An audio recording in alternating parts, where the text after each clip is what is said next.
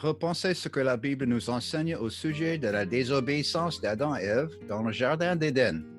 Un regard intérieur sur Genèse 2 à 3 avec focalisation sur Genèse 3:16 par Bruce C.E. Fleming, DEA, site web www.tru316.com.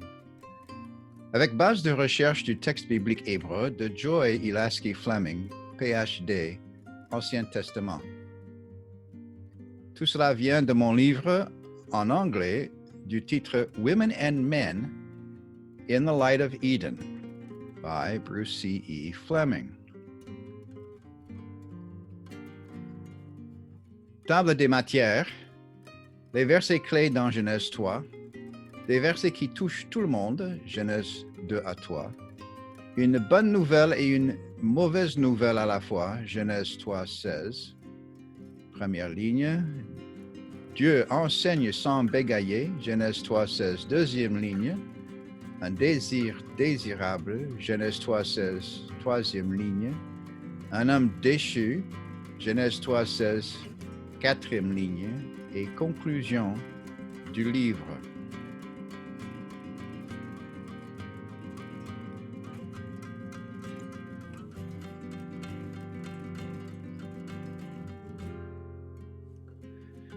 Des versets qui touchent tout le monde. Ce que l'on comprend mal dans plusieurs passages clés dans la Bible provient de ce que beaucoup de personnes pensent, par erreur, avoir découvert dans les premiers chapitres de Genèse, particulièrement Genèse 2 à 3. Les chapitres ultérieurs de la Bible peuvent parler occasionnellement d'un roi ici ou d'un certain naufrage là-bas, mais les premiers chapitres de Genèse sont bourrés de signification. Ils expliquent pourquoi notre monde est un mélange de bien et de mal. Il est difficile de comprendre à quel niveau de déchéance est tombée la race humaine au regard du niveau élevé de perfection que Dieu voulait pour l'homme créé à son image. Dans Genèse 1, nous apprenons comment toute chose a été créée à partir de rien. Quand tout fut créé, Dieu dit que cela était très bon. Genèse 2 à 3 nous parle du Jardin d'Éden. Le chapitre 2 se concentre sur les détails de la création du premier couple. Le chapitre 3 nous parle de sa tentation et de sa chute dans le péché et de la mort. La perfection de la vie en Éden telle qu'elle est présentée dans Genèse 2 contraste fortement avec la mort et le péché expérimenté dans Genèse 3. À quel degré exactement la race humaine se dégraderait n'était pas entièrement connu dans le Jardin d'Éden, mais il est certain que notre race déclinait.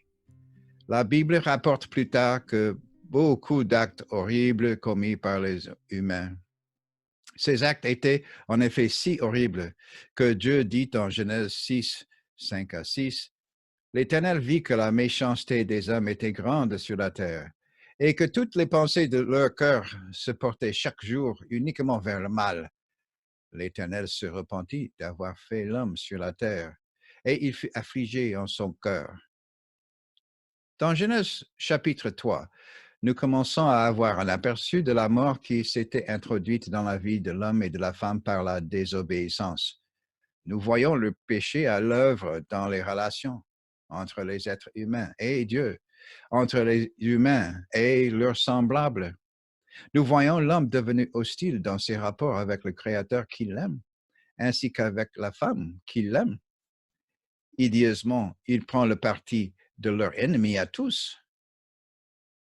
Lorsqu'on a mis pour la première fois les gens en garde contre le fait de s'injecter des drogues avec des seringues qui pouvaient être infectées du virus du sida, par exemple, ils n'ont pas vu immédiatement toutes les horreurs que les actes qu'ils pratiquaient volontairement produiraient, pas plus que les maladies secondaires, l'amaigrissement progressif, la mort à petit feu, les opportunités perdues, l'angoisse. Tout cela n'était pas immédiatement présent à leur esprit quand une seringue infectée remplie de drogue leur était offerte. Il est de même vraisemblable que toutes les conséquences du péché n'aient pas été comprises par le couple tant qu'ils vivaient encore dans le jardin. Mais nous, Nous savons que la chute de l'homme a bel et bien entraîné des conséquences graves. Les hommes de notre époque moderne peuvent regarder en arrière dans l'histoire de l'humanité et nous pouvons aussi regarder autour de nous, de notre propre vivant. Nous pouvons voir quel visage hideeux le péché porte et la déchéance de l'être humain s'étaler sous nos yeux. Avec ce sens accru de conscience aiguisée, nous sommes naturellement attirés par les événements importants relatés dans Genèse 3. Il y avait 3 participants à cette réunion qui se tinrent au pied de l'arbre: le serpent, la femme et l'homme. Genèse 3, 16. Le serpent, qui était l'ennemi de Dieu, tenta expressément la femme et l'homme. Vous indique le pluriel dans Genèse 3, 1, 4 et 5, pour les amener à désobéir à Dieu. La femme prit du fruit de l'arbre et en donna à l'homme qui était avec elle. Genèse 3, le verset 6b. Un nombre surprenant d'erreurs se sont glissées dans l'interprétation de ce qui s'est passé lorsque les 3 personnages se sont trouvés au pied de l'arbre. Ces erreurs peuvent être trouvées en beaucoup de lieux, depuis les livres illustrés des histoires de la Bible pour enfants jusqu'aux manuels de théologie lourdement remplis de renvois en bas de page. Dans un grand nombre de cas, ces erreurs déforment ce qui est arrivé à la femme. Beaucoup d'étudiants de la parole la voient comme la tentatrice, négligeant ainsi totalement de voir le vrai tentateur. L'ancien Talmud babylonien juif enseignait qu'en Éden, 10 malédictions avaient été données à Ève. Et il citait ces malédictions en grand détail. Pourquoi les auteurs du Talmud babylonien ont-ils même osé penser que la femme avait été maudite?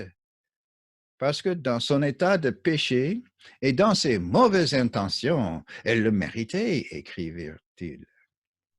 Que dit la Bible? La Bible dit que Dieu a imposé 2 malédictions dans le jardin d'Éden. Le mot hébreu signifiant malédiction, arur, est employé seulement 2 fois dans Genèse 3. Dieu a d'abord maudit le serpent, 3,14. Ensuite, il a maudit le sol, 3,17. Ces détails supplémentaires sur Éden, qui ne se trouvent pas dans la Bible, apparaissent dans les contes folkloriques et même dans certaines théologies. Mais ces détails supplémentaires doivent être ôtés de la Bible et abandonnés. Nous devons prendre en compte que ce que la Bible dit, comme cela a été écrit dans ses langues originales. Nous devons prendre en compte que ce que la Bible dit est la vérité de Dieu. La réaction de Dieu au péché. Après que les 2 êtres humains aient été tentés par le serpent pour être poussés à désobéir à Dieu et à manger du fruit de l'arbre défendu, ils en mangent tous les 2, l'un après l'autre, Ève puis Adam. Immédiatement, quelque chose se produit. Après avoir péché, ils se rendent compte qu'ils sont nus. Pourtant, cela ne les avait jamais gênés auparavant. Jamais.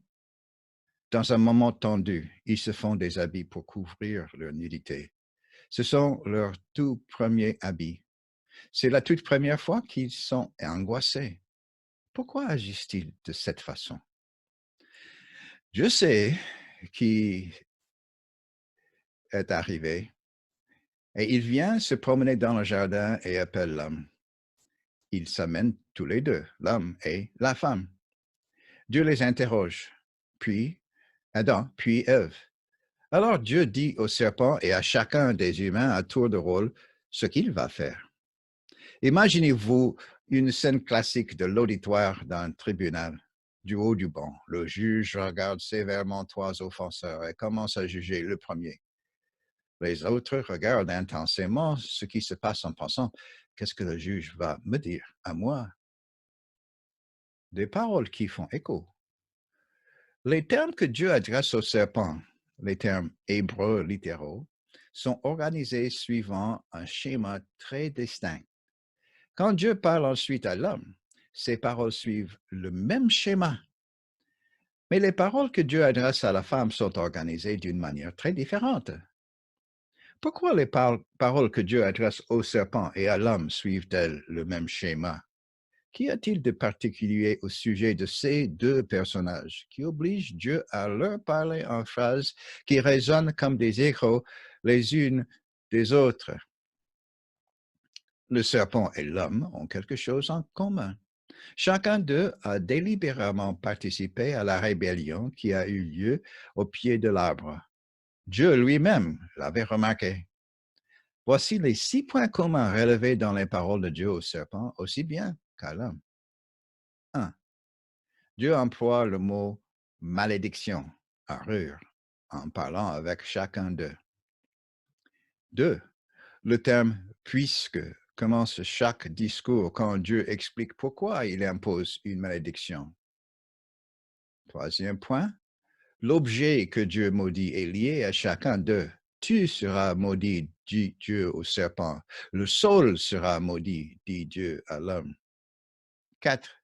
Chaque malédiction implique le manger et la poussière. Le serpent mangera de la poussière. L'homme mangera de la nourriture qui proviendra du sol maudit et sûrement il retournera dans la poussière. 5. Chacun est averti d'une longue durée de malédiction tous les jours de ta vie. Ces malédictions sont différentes de toutes les autres malédictions prononcées dans la Bible. Elles changent le cours des choses. Même aujourd'hui, les 2 malédictions d'Éden sont encore en vigueur. Elles s'accomplissent encore chaque jour. 6. Des verbes hébreux qui se font écho terminent les paroles de Dieu. Dieu dit au serpent, écrasera, chouf, écrasera, chouf. La tête du serpent sera écrasée par son ennemi. Dieu dit à l'homme, retourne, chouve, retournera, chouve. L'homme fait de poussière retournera dans la poussière. Une résonance distincte.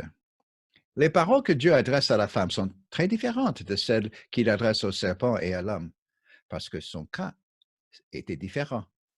Elle n'avait pas délibérément participé à la rébellion qui avait éclaté au pied de l'arbre. Dieu l'avait remarqué aussi. Elle avait été trompée. Les paroles que Dieu lui adresse reflètent cela. Les paroles qui lui sont adressées sont effectivement différentes en grammaire, en logique, en ton et en contenu. Les éléments communs qui se trouvent dans les paroles que Dieu dit au serpent et à l'homme ne sont pas employés dans les paroles que Dieu adresse à la femme. Le mot hébreu, malédiction, arur, n'est pas employé. 2. Le mot puisque n'est pas employé. 3. La femme n'est pas maudite. Rien non plus est maudit à cause d'elle. 4. Dieu ne lui parle pas de manger ni de poussière. 5. Les mots exprimant la durée, tous les jours de ta vie, ne sont pas employés. 6.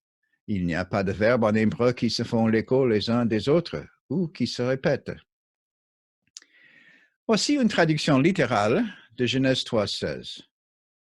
Genèse 3.16 commence par une phrase d'introduction suivie de 4 lignes de mots par lesquelles Dieu parle à la femme. Il y a seulement 11 mots hébreux au total employés dans les lignes 1 à 4. Remarque, il faut souvent employer plusieurs mots français pour traduire un seul mot hébreu. Dans le texte suivant, des traits d'union ont été utilisés pour montrer l'étendue de chaque mot hébreu individuel.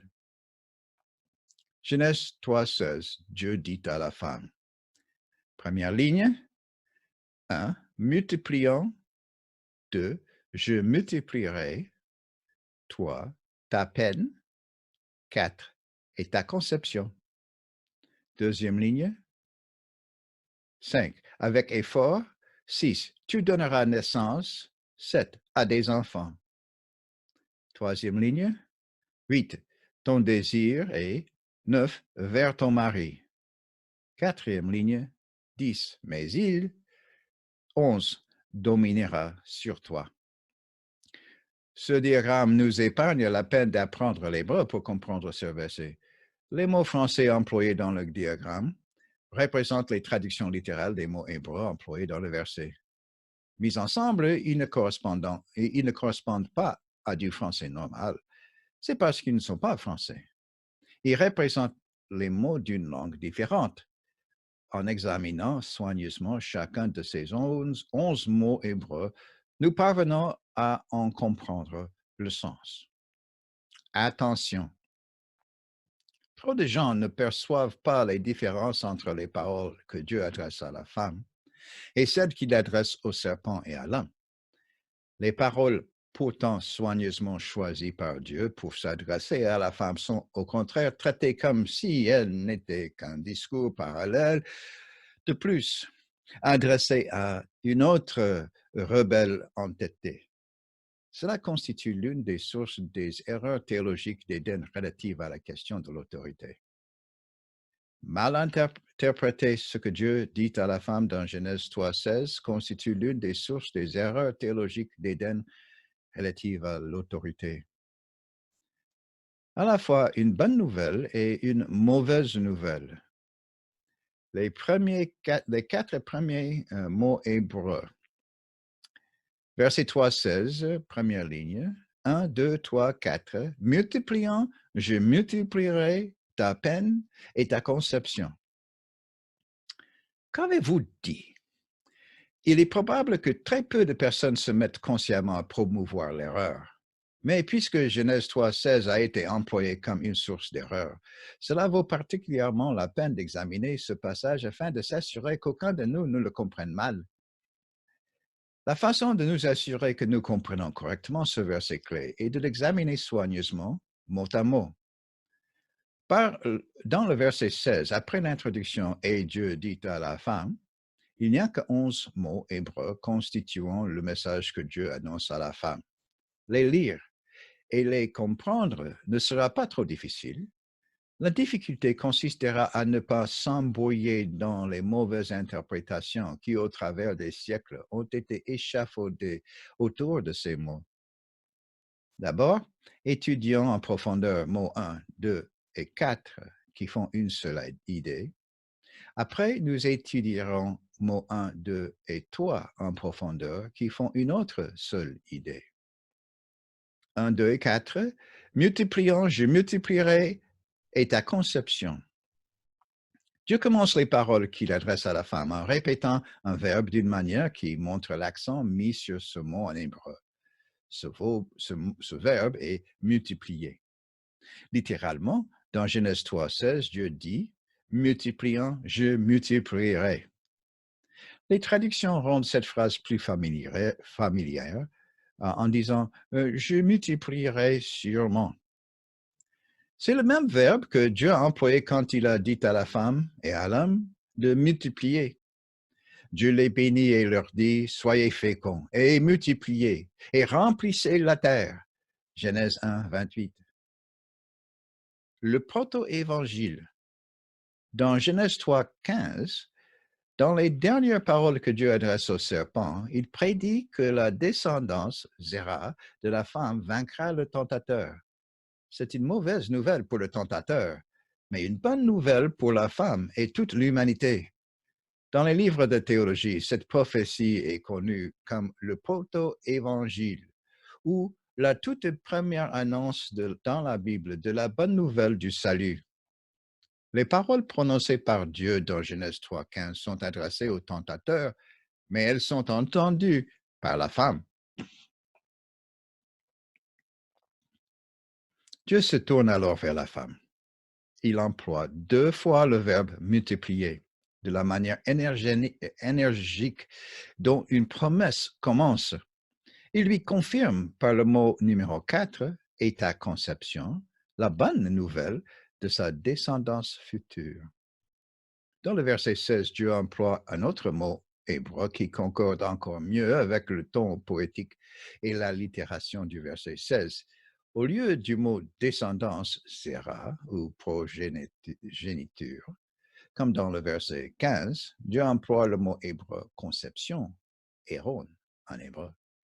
Ainsi, Trois des quatre premiers mots que Dieu adresse à la femme dans le verset 16 l'assurent que, bien qu'elle soit sous la sentence de la mort à cause de sa désobéissance, elle conservera la capacité de concevoir, ce qui effectivement rend ainsi possible l'accomplissement du proto-évangile du verset 15, en l'occurrence de la promesse du descendant qui vaincra le tentateur. Qu'y a-t-il de si spécial au sujet de multiplier? Il n'y a pas beaucoup à signaler sur ce mot lorsqu'il est employé d'une manière ordinaire. Mais le verbe multiplier devient très spécial lorsqu'il est répété pour marquer l'insistance. Cela ne se produit que 3 fois dans tout l'Ancien Testament. Toutes les 3 occasions se présentent dans le livre de Genèse, dans 3.16, 16.11 et au chapitre 22, le verset 17. Dans le chapitre 16 au verset 11 et le chapitre 22, le verset 17, multipliant, je multiplierai introduit la promesse d'avoir une descendance. Le mot descendance, zera, se réfère à ceux qui seront des descendants d'une personne indiquée. Dans tous les 2 passages de Genèse 16 et 22, Dieu dit, multipliant, je multiplierai ta descendance. Dieu fait cette promesse à Agar dans Genèse 16, 10. Les paroles que Dieu adresse à Agar, je multiplierai sûrement, sous-entendent le mot descendance et l'encourage. Multipliant, je multiplierai sûrement ta descendance, Zéra, de sorte qu'elle sera si nombreuse qu'elle ne pourra être comptée. Après qu'Abraham ait démontré sa foi en ce qui concerne le sacrifice de son fils unique Isaac, Dieu bénit Abraham et lui fait cette promesse dans Genèse 22, 27. Multipliant, je multiplierai ta descendance, Zéra.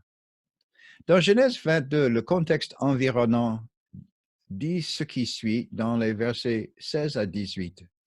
Je le jure par moi-même, parole de l'Éternel, parce que tu as fait cela et que tu ne m'as pas refusé ton fils, ton unique, je te bénirai et je multiplierai sûrement ta descendance, comme les étoiles du ciel et comme le sable qui est sur le bord de la mer, et ta descendance possédera la porte de ses ennemis. Toutes les nations de la terre seront bénies en ta descendance parce que tu as obéi à ma voix.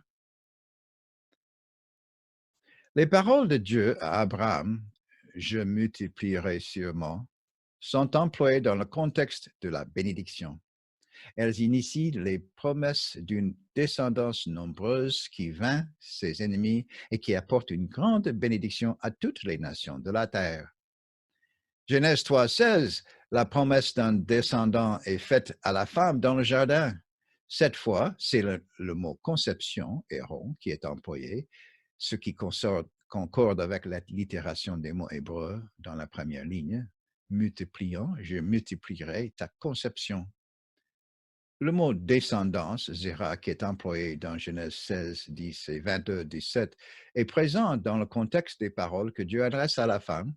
Ce qui va de pair avec le mot conception se trouve avec le mot descendance plus haut dans Genèse 3, 15. L'annonce que la femme d'Éden deviendrait sûrement enceinte signifiait que le libérateur qui vaincrait l'ennemi était en route. C'était une nouvelle merveilleuse. Malgré le fait que certaines gens enseignent l'idée erronée que mettre les enfants au monde est une malédiction dont la femme doit souffrir, c'est le contraire qui est vrai. Le mot hébreu numéro 4, et ta conception, est un nom collectif singulier. Cela signifie que c'est un nom singulier qui englobe ou incorpore en lui la promesse de beaucoup de descendance. Le mot descendance employé dans le verset 15 est aussi un nom collectif singulier. En jetant sur notre perspective un regard rétrospectif sur l'histoire, nous identifions la descendance promise du verset 15 comme étant Jésus. Et pour arriver à la naissance de Jésus, la descendance n'était pas qu'une seule personne. Le nom collectif singulier descendance a englobé en lui toute la lignée des descendances qui naîtraient d'Éden jusqu'à Marie à Bethléem. Ces descendants sont énumérés dans Luc 1. Le mot hébreu numéro 4 est à conception, employé dans 3.16, Héron, est aussi un nom collectif singulier. Le mot hébreu signifie conception. Dieu assure personnellement la femme qu'elle aura une conception. Ce nom collectif singulier de la promesse dans le verset 3.16 est lié au nom collectif singulier indiquant la descendance promise juste avant dans le verset 3.15. Voici les paroles que Dieu a adressées au serpent et à la femme qui lit les deux versets. Verset 15, entre ta descendance et sa descendance, il t'écrasera de la tête et tu lui écraseras le talon. Verset 16, je multiplierai sûrement ta conception. Mon épouse était enceinte de 6 mois lorsque nous sommes arrivés en Afrique pour la première fois. Nous avons aussitôt remarqué qu'en Afrique, les gens pensaient qu'avoir des enfants n'était pas une corvée, mais une bénédiction. Tout le monde partageait avec enthousiasme notre anticipation et notre joie à la perspective de la naissance de notre premier enfant. Les paroles adressées à la femme, 1, 2 et 4 dans Genèse 3.16, communiquent une formidable promesse. En premier lieu, elle lui rappelle l'ordre donné par Dieu d'être féconde et de se multiplier, de Genèse 1.28. Mais plus que cela, en dépit de son péché, Dieu n'annulera apparemment pas l'ordre en ce qui la concerne. Dieu ne la maudira pas non plus, contrairement au fait d'avoir maudit le serpent dans le verset 15. Au fait d'avoir maudit le serpent dans le verset 15. Au contraire, Dieu lui promet qu'elle concevra sûrement un enfant. Plus tard, ces premiers mots de promesse sont élaborés et développés dans la promesse que Dieu fait à Abraham. Tout cela fait partie de l'histoire du libérateur, le sauveur du monde promis par Dieu. Attention, beaucoup de gens n'ont toutefois pas perçu la bonne nouvelle que Dieu donne à la femme dans le jardin. Ils supposent que les paroles que Dieu lui adresse sont juste aussi sévères que celles qu'il adresse au serpent. Ils maintiennent la même conception que les anciennes religions païennes qui méprisaient les femmes comme Pandore.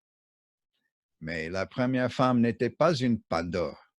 Ce n'était pas la façon dont Dieu avait traité celle qui avait reçu la promesse d'une conception multipliée. Beaucoup de gens parlent même des 3 malédictions, comme s'il y avait une malédiction dans les paroles que Dieu adresse à la femme. Ils pensent que Dieu a maudit 1, le serpent, Dieu, la femme, et toi, l'homme. En comptant ainsi les malédictions, ils se trompent 2 fois sur toi. Ils ne sont corrects que sur le premier comptage, à savoir la malédiction donnée au serpent, dans le verset 3.14. En ordre bref, le mot hébreu signifiant malédiction est employé une seconde fois dans le jardin d'Éden, au verset 3.17. Mais Dieu ne maudit que 2 fois. Il maudit seulement 1, le serpent, et 2, le sol. Dieu ne maudit ni la femme, ni l'homme. Mot hébreu numéro 3, ta peine, itzebon, et numéro 4, et ta conception, Héron. Pour comprendre le reste de Genèse 3.16, il est préférable de garder à l'esprit tous les 4 mots hébreux de la ligne 1, particulièrement les 3 mots positifs qui sont marqués ainsi. Positif, multiplier. Positif, je multiplierai. Positif, et ta conception. Seulement, troisièmement, négatif, ta peine. Bien que Dieu confirme la bonne nouvelle de la conception dans la première ligne, il y a aussi une mauvaise nouvelle à annoncer. Dieu dit que la femme expérimentera sûrement itzebon, la peine. Qu'est-ce que itzebon? De tous les mots auxquels la femme se serait attendue à entendre, ce mot négatif itzebon n'aurait probablement pas été l'un d'eux. Ce mot décrit quelque chose de totalement nouveau par rapport à l'expérience de la vie qu'elle a vécue dans le jardin. Dans l'Éden qu'elle connaît, il n'y a pas eu d'Etsabon. Alors comment cela serait-il possible? Comment cela se passerait-il? Elle devait attendre un instant, car Dieu ne le lui dirait pas immédiatement. Mais nous pouvons découvrir maintenant ce que le mot hébreu Itzabon signifie. Le mot Itzabon n'est employé que 3 fois dans la Bible. Tous ces 3 emplois se font dans les 5 premiers chapitres de Genèse, dans Genèse 3:16, dans 3:17 et dans 5:29. Un examen minutieux du contexte dans lequel ce mot est employé nous aide à en définir la signification précise. Définir la mauvaise nouvelle. Genèse 5:29 nous donne une définition claire d'Itzabon. Dans Genèse 5:29, les parents du nouveau-né Noé lui donnent un nom qui exprime leur espoir que la vie sera meilleure avec cet enfant vivant avec eux. Ils espèrent qu'il les soulagera de l'Itzabon ou de la peine de leur douloureux labeur qui sont en train d'expérimenter comme la conséquence de la malédiction donnée au sol. Il lui donna le nom de Noé en disant, « Celui-ci nous consolera de nos fatigues et de la peine de nos mains provenant de cette terre que l'Éternel a maudite. » Genèse 5:29. Cet Itzabon n'est pas juste une sorte générique de travail. Les mots français travail ou labeur sont bien moins précis que le mot hébreu Itzabon. Itzabon est une sorte de labeur très spécifique, une peine avec dur, douloureux labeur, un labeur impliquant un travail pénible. Il signifie la peine dure, douloureuse qui résulte de la malédiction imposée par Dieu au sol à cause de l'homme. Genèse 3:17 décrit le moment historique où Itzabon devient une réalité ou s'actualise. Il résulte de la malédiction imposée par Dieu au sol à cause de l'homme. Dans Genèse 3:17, Dieu maudit le sol. Dieu dit ensuite au premier homme comment cette malédiction va l'affecter. L'homme expérimentera quelque chose de nouveau. Ce sera Itzabon. Le sol est maudit à cause de toi. C'est par la peine, Itzabon, que tu en tireras ta nourriture tous les jours de ta vie.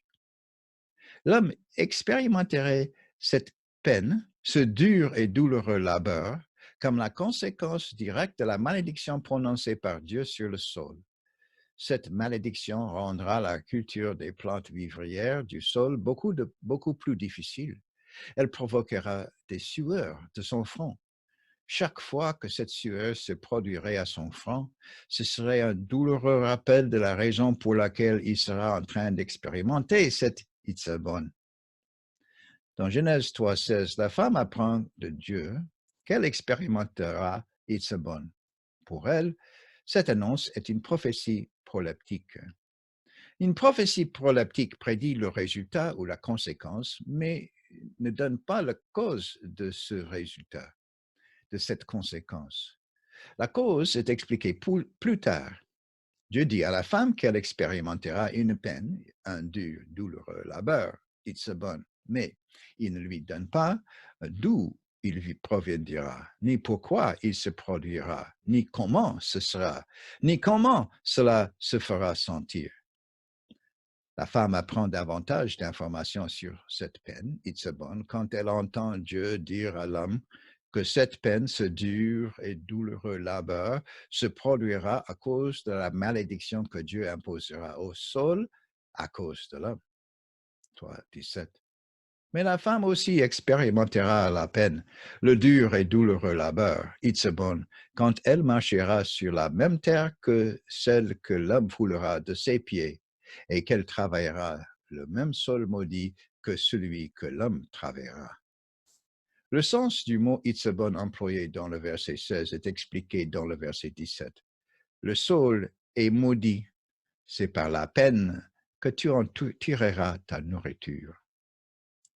Attention, Perversement, un certain nombre de versions linguistiques modernes de la Bible ne traduisent pas Itzebon de la même manière dans le verset 16 et le verset 17. Cela obscurcit et son sens précis et la façon dont les deux versets sont liés l'un à l'autre. Ceux qui, sans le savoir, utilisent ces traductions risquent de tomber dans l'erreur. Cette sorte de peine n'a rien à voir avec l'accouchement. Vérifiez-le dans votre propre traduction de la Bible. Montre-t-elle clairement que Dieu promet de multiplier deux choses dans 3,16, une peine et une conception? En hébreu, le texte est clair qu'il y a deux choses différentes. Voilà la bonne nouvelle et la mauvaise nouvelle de Genèse 3,16. Dieu garantit que non seulement une chose, peine, la mauvaise nouvelle, se produira, mais qu'une autre chose aussi, conception, la bonne nouvelle, se produira. La mauvaise nouvelle est que la femme expérimentera une peine quand elle travaillera le sol à côté de l'homme en dehors d'Éden.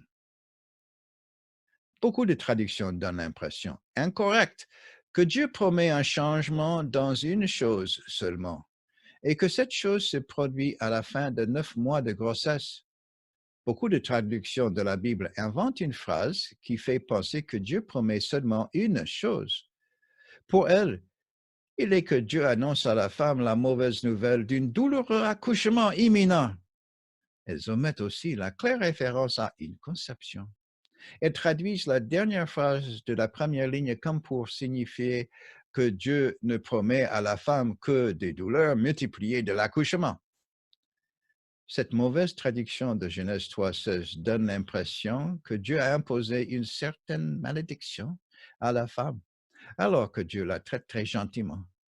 C'est une chose extraordinaire d'apprendre que ce que Dieu a réellement dit et fait dans le jardin d'Éden est très différent de ce que beaucoup de gens ont amené à penser qu'il a fait. Voilà la cause de beaucoup d'erreurs. Penser que Dieu a maudit la femme dans le jardin peut amener les gens, à travers une logique erronée, à toutes sortes de fausses croyances et pratiques préjudiciables et destructives. Cette traduction erronée est si inutile. L'ancienne traduction de la Bible en français, appelée la Bible Darby, avait mieux traduit ces mots hébreux en français. Les nouvelles traductions de la Bible dans les langues modernes du monde peuvent encore être corrigées dans les éditions ultérieures. Il faut qu'elles soient. En quoi les traductions se trompent-elles? Quelquefois, quand on traduit l'Ancien Testament dans une langue moderne, il est acceptable d'omettre le mot hébreu et. Par exemple, le mot et peut être supprimé quand il se trouve dans une construction grammaticale appelée endiadis. Lorsque les traducteurs se trouvent devant une vraie endiadis, ils compressent ou contractent les mots pour indiquer une seule idée. Voici une explication utile de ce qu'une endiadis est. Une endiadis est une façon de combiner deux mots hébreux de sorte que l'un des mots définisse l'autre. Il n'y a pas d'endiadis dans Genèse 3,16. Pourtant, beaucoup de traducteurs modernes ont traité la première ligne de Genèse 3,16 comme si elle en comprenait une. Ils ont omis le mot et ils ont essayé de donner un sens au reste des mots. C'est là qu'ils ont fini par sérieusement déformer la pensée de la première ligne. Les traductions plus anciennes, dont certaines sont très anciennes, n'ont pas commis cette erreur. Dans la première traduction de l'Ancien Testament qui fut faite il y a plus de 2000 ans, cette ligne de Genèse 3,16 n'a pas été traduite comme si elle avait une endiadis. Cette ancienne traduction, la Septante, employait clairement le mot « et » entouré de deux noms. Cette façon de traduire le mot « et » avait été faite dans la Bible Darby en 1885 et dans la nouvelle édition de 1978. Alors, pourquoi d'autres versions omettent-elles le mot « et » ? Ce n'est pas une simple question de chicaner sur les conjonctions. À la recherche d'une endiadis, L'étude que mon épouse faisait de ce sujet l'amena à rendre visite à un professeur d'Ancien Testament dans une école célèbre et elle me demanda de l'accompagner. Le bureau du professeur était bourré de livres. Nous trouvâmes de l'espace pour nous asseoir et parler de la conjonction et employée dans la première ligne de Genèse 3,16. Monsieur le professeur, dit Joy, auriez-vous l'amabilité de regarder ce mot hébreu et nous dire ce que vous voyez? Ces commentaires, ponctués par de longues pauses, dues à sa profonde réflexion, se résumèrent en à peu près ceci. Ici, nous avons un exemple de endiadis. Bien entendu, celle-ci ne ressemble pas du tout à des endiadis ordinaires. Les indicateurs typiques ne sont pas présents. En fait, il n'y a rien dans la grammaire qui indique que les mots employés dans ce verset devraient être combinés comme s'il y avait réellement une endiadis présente. Les mots pourraient très bien être lus normalement comme deux choses séparées avec le mot « et » employé entre elles et les reliant l'une à l'autre. Mais bien que cela ne paraisse pas du tout être une endiadis et qu'il puisse être correct de dire qu'il n'y a pas de endiadis ici, euh, euh, nous savons que c'est une endiadis. Merci beaucoup, monsieur le professeur, dit Joy, quand notre entretien prit fin. Une chose ressortit parfaitement clairement de notre longue discussion d'une heure sur le mot « et ». Il n'y avait aucune raison d'omettre le mot « et ». Il n'y avait aucune raison de compresser les mots dans la première ligne, bien que le professeur ait dit « nous savons que c'est une endiadis ». Il était peut-être influencé par les écrits d'autres traducteurs qui supposaient incorrectement que la première ligne de Genèse 3,16 était une endiadis. En langage mathématique, il pensait que la ligne 1 se lisait comme suit. A fois B plus C fait AD. D'après eux, une nouvelle chose D était le résultat des actions de Dieu. Il est certain que cette supposition erronée était largement répandue. Mais les observations du professeur faites devant nous montraient clairement que cette conception largement répandue n'était pas nécessairement correcte.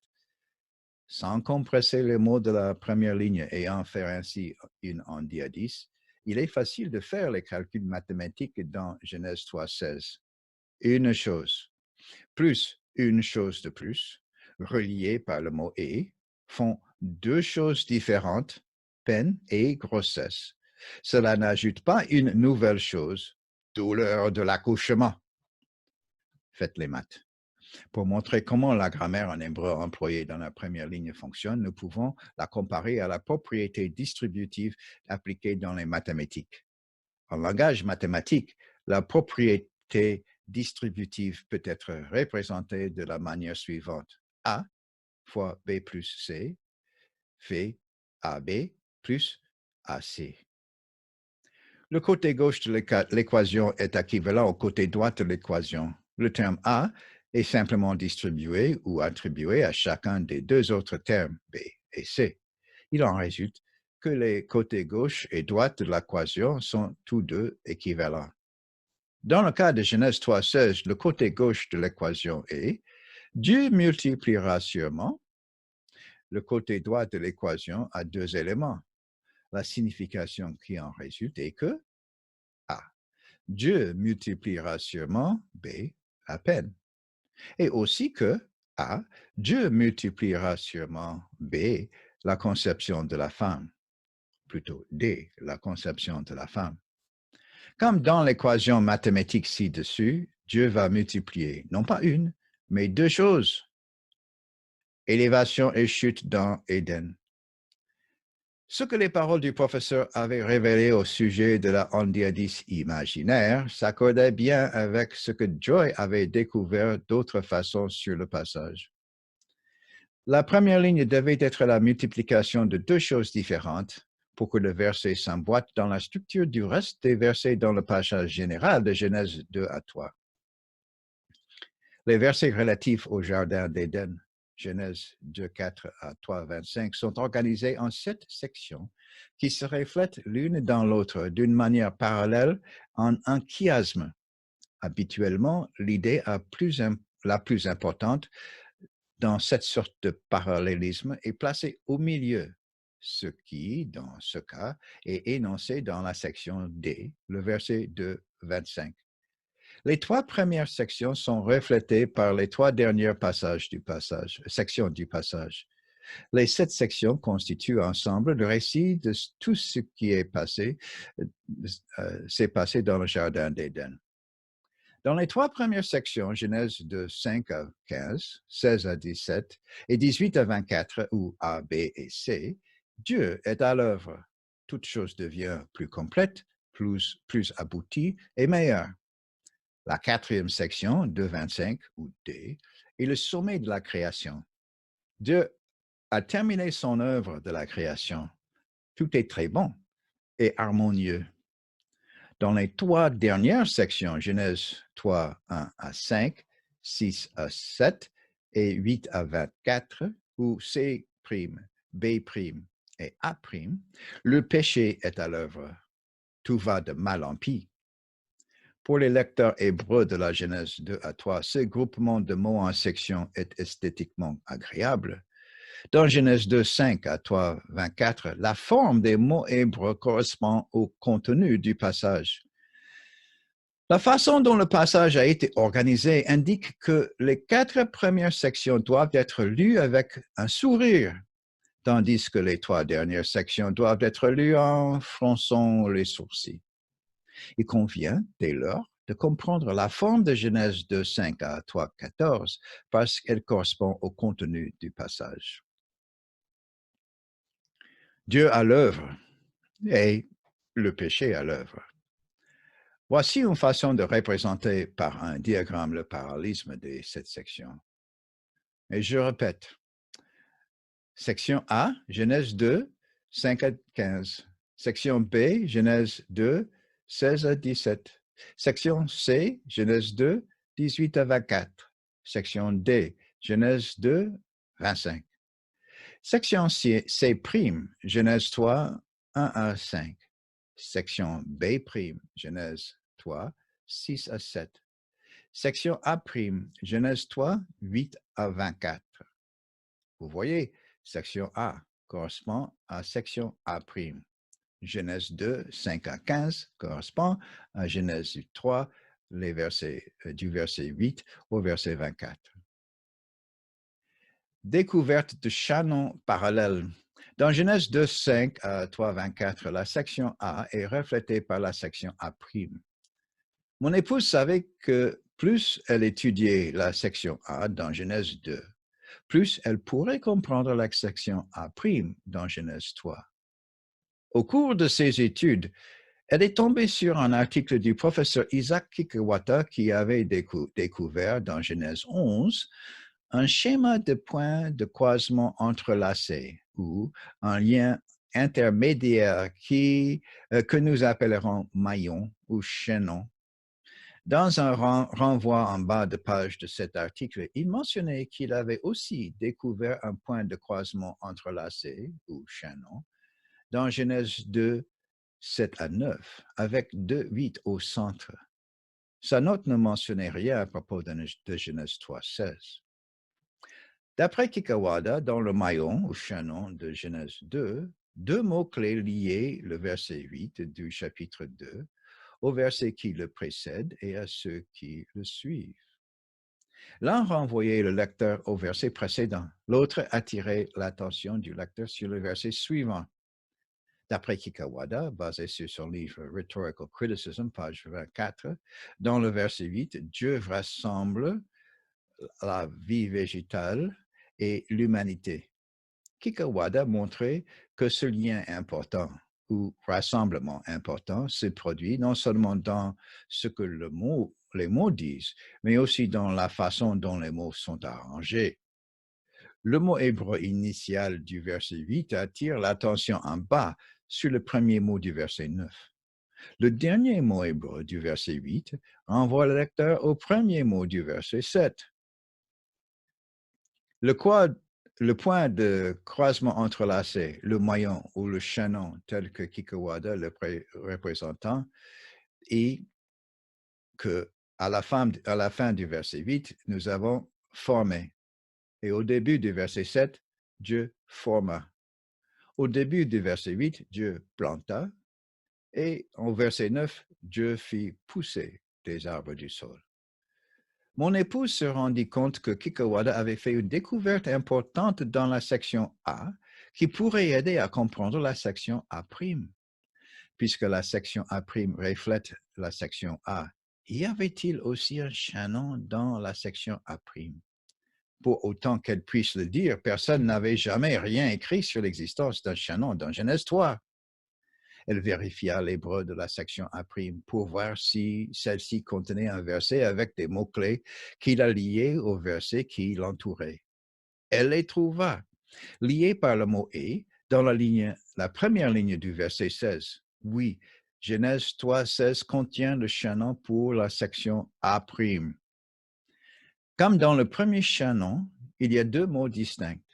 L'un qui lie le verset 3,16 au verset qui le précède, et l'autre qui lit le verset 3,16 au verset qui le suit. Le mot hébreu conception employé dans le verset 16 lie au mot descendance dans le verset qui le précède, et le mot hébreu signifiant peine, itzabon, dans le verset 16 lie au même mot peine dans le verset qui le suit. Cette façon précise d'arranger les mots ne s'est faite pas par hasard. C'est l'une des façons dont l'hébreu est employé pour donner une information d'une manière mémorable. L'emploi des liens dans le chaînon signifiait que les paroles que Dieu avait adressées à la femme dans le verset 16 étaient liées à deux éléments dans le discours qui le précèdent et le suivent, nommément le serpent et à l'homme.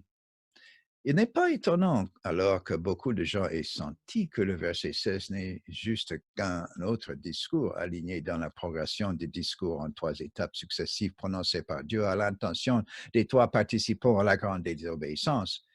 Mais les liens des chaînons n'indiquent pas de parallélisme. Ils communiquent leur propre sens. Le discours que Dieu adresse à la femme est très différent des paroles parallèles qu'il adresse au serpent et à l'homme. Lorsque les traductions de langue moderne ne traduisent pas clairement les mots hébreux peine et conception, elles empêchent le lecteur moyen de remarquer les liens existants entre ces trois versets. Faut-il alors s'étonner que des suppositions incorrectes soient tirées des traductions employant des mots qui ne viennent pas vraiment des paroles que Dieu nous adresse dans les documents originaux de l'Ancien Testament en hébreu? La plupart des traductions modernes donnent l'impression que Dieu multiplie seulement une chose et de surcroît une grande chose mauvaise. Quelle horreur! Voici comment Dieu, traduction moderne, présente la première ligne. Remarquez combien les deux parties du chaînon ne se discernent pas et que cette façon de traduire la première ligne fait penser que Dieu promet de faire quelque chose d'extra, quelque chose de mauvais à la femme. Louis II. J'augmenterai la souffrance de tes grossesses. La Bible du Sommeur. Je rendrai tes grossesses très pénibles. Traduit ainsi en français, les mots hébreux qui lient la première ligne au verset 15 et 17 ne peuvent même pas être devinés. Par ailleurs, d'où vient l'idée de souffrance de tes grossesses? La conception ou grossesse était un événement bon et naturel quand Dieu a créé la femme. Elle reste un événement bon et naturel. Pourtant, ces traductions font penser que Dieu maudit la femme d'une manière ou d'une autre et transforme la maternité en une mauvaise chose. Maudire la femme avec les douleurs de la maternité transforme la conception des enfants en une punition quand les bébés naissent. D'où cette idée est-elle venue? Si les traducteurs savaient combien de mal cette idée, qui est étrangère à la Bible, a causé. La fausse idée de la tentatrice. Pendant que nous faisions nos études en Europe, mon professeur amena un jour les étudiants de ma classe faire une excursion. Nous nous rendîmes dans une autre ville pour en faire le tour à pied. Quand nous visitâmes la cathédrale médiévale de cette ville, le professeur nous montra les sculptures au bas-relief qui se détachaient de leur arrière-fond de pierre. Il nous aida à apprécier les histoires qu'elles racontaient. Oh, voici une chorale d'anges. Voici les disciples. Ensuite, le professeur nous montra la statue que je n'oublierai jamais. Voici Ève, dit-il avec son fort accent germano-alsacien. Regardez, elle tend une pomme et elle sourit. Elle se tient dans cette position depuis plus de 700 ans. Il nous fit signe de nous avancer plus près de cette statue d'Ève et de regarder derrière elle. Nous fûmes stupéfaits de voir des serpents de pierre incrustés dans ses épaules qui grouillaient le long de son dos. Le professeur fit les observations suivantes. Ceci montre que le sculpteur pensait de ce que le sculpteur pensait de sa motivation. Il pensait que c'était elle qui était la tentatrice. De front, elle a l'air séduisante, mais de derrière, elle manifeste des signes qui montrent qu'elle est de connivence avec le serpent. Cette pensée médiévale n'est pas ce que la Bible enseigne. La Bible, elle, dit que le tentateur dans le jardin d'Éden était le serpent. C'est la raison pour laquelle Dieu a maudit le serpent tentateur. Qui a raison? Quand tout a été dit et fait, la grammaire et le contexte de la première ligne de Genèse 3,16 nous aident à en déterminer le sens ou la signification. Dieu promet deux choses. Chacune d'elles concorde avec le contexte immédiat par la construction du chanon. Les traductions qui sous-entendent que Dieu prend une mesure supplémentaire contre la femme en ce qui concerne la maternité sont incorrectes. Se dégageant des mots réels du passage, elles favorisent la spéculation qui aboutit à des enseignements erronés relatifs à la femme en ce qui concerne sa part dans la grande désobéissance et son rôle au foyer et dans le monde. Voici une traduction de la première ligne qui est fidèle au texte et au contexte. Je multiplierai sûrement ta peine et ta conception. Dieu enseigne, mais il ne bégayait pas. La deuxième ligne. 5. Avec effort. 6. Tu donneras naissance. 7. À des enfants. Comme nous l'avons vu, beaucoup de traductions modernes s'écartent de la signification des mots hébreux employés dans la première ligne de Genèse 3,16. Ce qui est pire, c'est que les traductions de la deuxième ligne continuent et compliquent même davantage cette confusion. Voici comment deux versions modernes présentent la deuxième ligne. 8 secondes, tu enfanteras avec douleur. La Bible du Semeur, et tu mettras tes enfants au monde dans la souffrance. En fin de compte, la plupart des traductions modernes donnent l'impression que Dieu ne fait que bégayer et répéter ce qui a été donné comme le résultat des traductions qu'elles ont faites de la ligne 1. Examinons la deuxième ligne plus attentivement. À ce point, Dieu assume le rôle d'enseignant. Il continue à instruire la femme par tout le reste du verset 16 dans les lignes 3 et 4. Dans cette partie de l'enseignement de la deuxième ligne, elle est informée que la vie qu'elle vivra désormais sur la terre en tant que personne morte avec un corps mortel sera ainsi. Dans la ligne 2, Dieu explique à la femme que ce que sera mettre des enfants au monde avec un corps mortel. Ceci concerne la question naturelle qui provient du dernier mot de la première ligne, conception. Avec effort, tu donneras naissance à des enfants. Visons le mot numéro 5. 9 mois après la conception, mot hébreu numéro 4, vient l'accouchement. Et en dehors d'Éden, où Dieu sait que la femme et l'homme se retrouveront bientôt, l'accouchement sera difficile pour la femme. Elle donnera naissance à des enfants dans un environnement hostile. Elle donnera naissance à des enfants avec un corps mortel, sujets à des difficultés et même à la mort. Avec une grande douceur, Dieu décrit à la femme ce qu'elle expérimentera. Il emploie le mot effort ou etsev en hébreu. Quand elle commencera à expérimenter cet etsev, elle saura que cela n'est pas ce que l'on ressent à la mort, mais le commencement de l'acte d'accouchement de son enfant. Le mot hébreu etsev, qui signifie effort, est un mot commun dans l'Ancien Testament. C'est un mot qui est employé de nombreuses fois dans l'Ancien Testament. Il est employé en divers lieux comme un terme général qui n'a rien à voir avec la maternité. Il signifie effort. La saison des pluies en Afrique centrale apporte de la boue dans les pistes ou même dans certaines rues des quartiers en ville. Il n'est pas inhabituel que quelqu'un soit embourbé dans la boue. Quand cela arrive, il est habituellement possible de faire sortir le véhicule immobilisé dans la boue en le poussant avec l'aide d'autres personnes. Ceux qui essaient de dégager un véhicule doivent fortement lutter pour aider le chauffeur à avoir assez de traction et d'élan pour faire sortir le véhicule de la boue. Le travail n'est pas nécessairement pénible, mais il exige un grand effort, du travail d'équipe et beaucoup de transpiration pour pousser le véhicule et le dégager de la boue. C'est exactement cela que signifie le mot hébreu numéro 5, avec effort ou par un effort. C'est de cette façon, avec effort, que la femme mettra des enfants au monde. Attention, une fois de plus, les traductions de la Bible semblent enseigner que Dieu a augmenté l'effort provoqué par le processus de l'accouchement d'un enfant par la femme mortelle.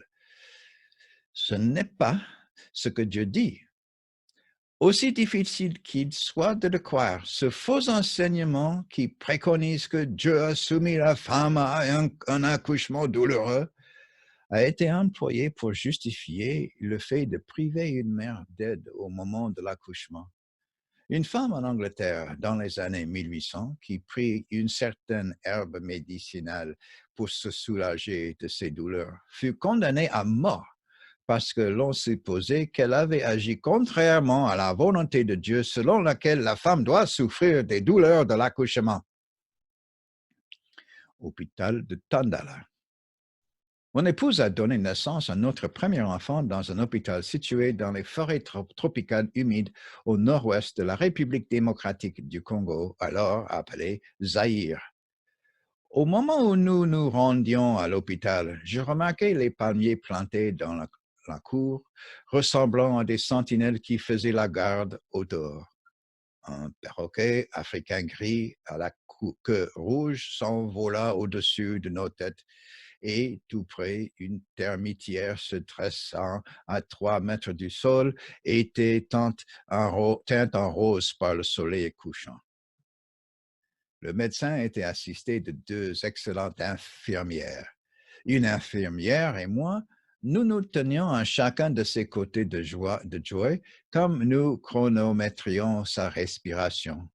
Joy et moi avions acheté un livre sur l'accouchement naturel des enfants quand nous étions encore en France et Joy l'avait étudié et pratiqué les exercices de respiration.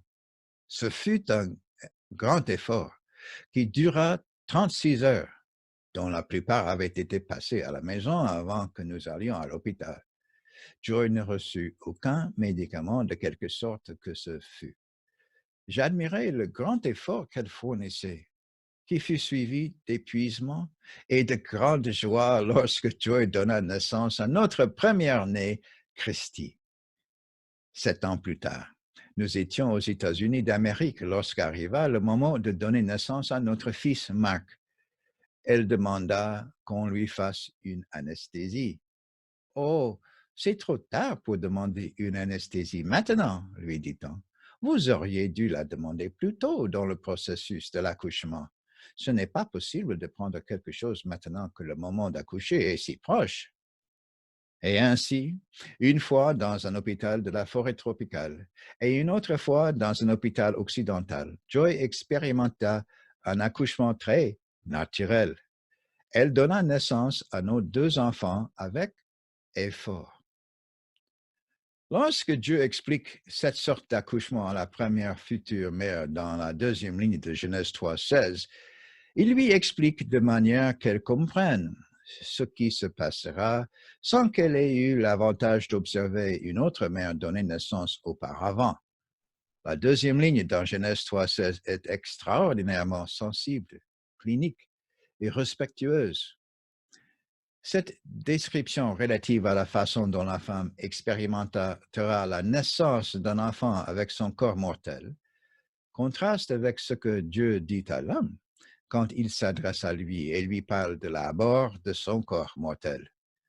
Dans les deux cas, Dieu apprend au premier couple ce à quoi l'homme et la femme doivent s'attendre, en leur donnant un aperçu des implications de leur mortalité en tant qu'êtres humains déchus. Encore des instructions en trois lignes. Avec effort, tu donneras naissance à des enfants. Ton désir est vers ton mari, mais il dominera sur toi. Les paroles que Dieu adresse à la femme dans le verset 16, lignes 2 à 4, sont des mots de description et d'enseignement. Dans ces mots, Dieu dit à la femme en quoi son expérience physique consistera désormais. Dieu sait aussi qu'elle est mariée à un homme mort. Son mari était un participant volontaire à la grande désobéissance. Et il y a déjà des signes qui montrent que ses relations avec Dieu et avec sa femme dans sa rébellion ont été corrompues. Ils se retrouveront très bientôt en dehors d'Éden, et il leur sera impossible d'y revenir, avec le chemin barré par des anges guerriers armés. Avec une urgence suprême et l'usage maximum de chacun de ces mots, Dieu donne des informations à la femme dans les lignes 2, 3 et 4. Les changements. Les deux changements qui auront un impact physique sur la femme sont les suivants. Il y a maintenant la mort, et elle a un corps mortel, un corps mort. C'est la conséquence de leur péché prédite dans Genèse 2, 17. Il y aura la malédiction du sol avec sa peine quand elle travaillera la terre, ce qui sera la conséquence d'un acte distinct de Dieu, Genèse 3, 17. La femme a été induite en erreur par le tentateur et transgressé dans l'ordre reçu de Dieu de ne pas manger du fruit de l'arbre de la connaissance. Le salaire du péché, c'est la mort. Le corps de la femme est maintenant sujet à des difficultés et à la mort. La sorte d'effort requis pour l'accouchement, dont par la deuxième ligne de Genèse 3,16, est produite dans le contexte d'un monde déchu et d'un corps qui est maintenant sujet à la mortalité. Traiter des traductions dyslexiques. Le soir qui suivit notre entretien avec le professeur d'Ancien Testament qui nous avait parlé de la Handiadis de la première ligne, qui ne s'y trouvait pas, j'éprouvais toujours des difficultés à comprendre tout cela. Il m'était difficile de percevoir la signification des lignes, des deux premières lignes. Je découvris que c'était à cause de diverses erreurs de traduction des mots hébreux qui avaient été empilés les unes sur les autres. En outre, les nombreux enseignements théologiques familiers qui avaient été établis sur ces fondations erronées me troublaient l'esprit. D'innombrables phrases extraites des sermons, d'articles et même d'hymnes et cantiques chrétiens qui suivaient ces traductions erronées se bousculaient dans ma pensée. Comme première étape à entreprendre, je décidai de me contenter de ce qui était devenu clair pour moi. Dieu multipliait non pas une, mais deux choses dans la première ligne de Genèse 3,16. Je décidai de m'en tenir là et de laisser la nuit me porter conseil. Quand j'en discutais avec mon épouse le lendemain, les choses devinrent plus claires. Cela m'aida à prendre conscience du fait que les gens n'avaient pas seulement mal traduit les deux premières lignes, mais qu'ils avaient également entrelacé les lignes, insérant les éléments erronés d'une ligne dans l'autre. Ce n'était pas étonnant alors que ce fut difficile de débrouiller la confusion qu'avaient créée ces traductions erronées. Débrouiller la confusion. Voici l'exercice important de devoir défaire ce nœud de mauvaise traduction. Ces mots hébreux devraient être des lignes clairement traduites et dignes de foi, et ne pas exiger cet effort de démêlage. Mais tel n'est malheureusement pas le cas. Voici les deux premières lignes, traduites mot à mot. Rappelez-vous ceci, parce qu'il faut quelquefois employer plusieurs mots de la langue moderne pour traduire un mot hébreu. Chaque mot hébreu a été numéroté et indiqué par les mots français équivalents liés par des traits d'union. Première ligne, multiplions. 1. 2. Je multiplierai, toi, ta peine. 4. Et ta conception. Deuxième ligne, 5. Avec effort. 6. Tu donneras naissance. 7. À des enfants. Cependant, les traductions modernes présentent la première ligne, mot 1 à 4, et la deuxième ligne du mot 5 à 7, comme elles pourraient paraître à un lecteur dyslexique. Elles mélangent les mots et le sens et font même disparaître certains mots. Elles font cela en prenant des mots des positions numéro 5 et numéro 6 dans la deuxième ligne, en les employant dans la première ligne dans les positions numéro 3 et 4. Pour rendre les choses pires, les mots qui sont ainsi déplacés d'une position à l'autre ne sont en plus pas correctement traduits. Voici premièrement les mots qui sont généralement mal traduits. Les mots-clés en hébreu ont été mis entre parenthèses. Remarquez les mots qui seront mal traduits. Alors, ils arrivent à ceci. Multiplions, je multiplierai ta peine et ta conception. Avec effort, tu donneras naissance à des enfants. Là, ça, c'est de l'hébreu propre et juste. Un troisième diagramme montre la version dyslexique finale. Alors, je recule. Je multiplierai ta peine et ta conception, Aaron. Avec effort, tu donneras naissance à des enfants. Okay. Ce qui est mal traduit est le mot peine et le mot conception et le mot effort. On verra la suite. Un troisième diagramme montre la version dyslexique finale que l'on trouve dans la plupart des traductions bibliques que nous possédons aujourd'hui. Remarquez, en premier lieu, que ton effort, itzebon, de la première ligne, et avec effort, etsev, de la deuxième ligne, sont traités comme si tous deux signifiaient la même chose. Et pourtant, aucun d'eux ne signifie douleur de l'enfantement. Remarquez en second lieu que conception est rond, et tu mettras au monde Yalav de la deuxième ligne, qui vient 9 mois plus tard, sont confondus l'un avec l'autre.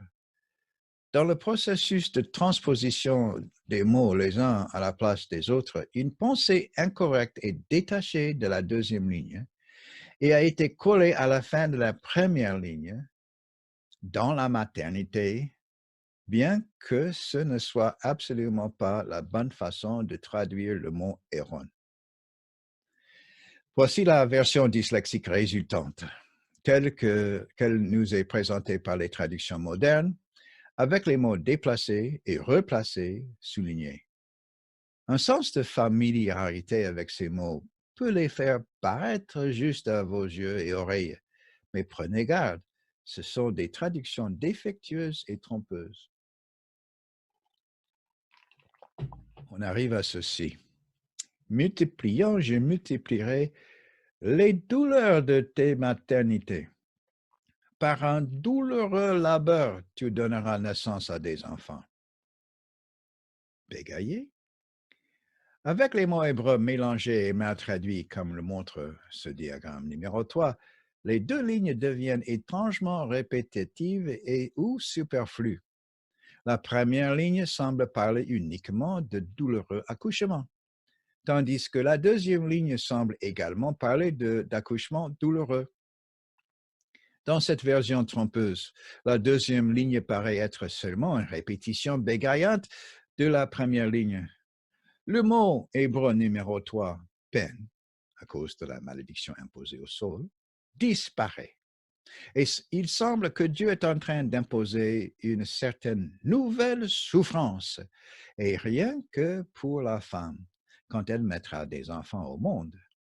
Tout cela contredit le message des mots hébreux de la deuxième ligne qui consiste au contraire en une douce instruction donnée par Dieu au moment où il parle à la femme des conséquences physiques de sa mortalité. Dans le réarrangement fautif des deux lignes de Genèse 3,16, les significations originales des mots ont été changées comme suit.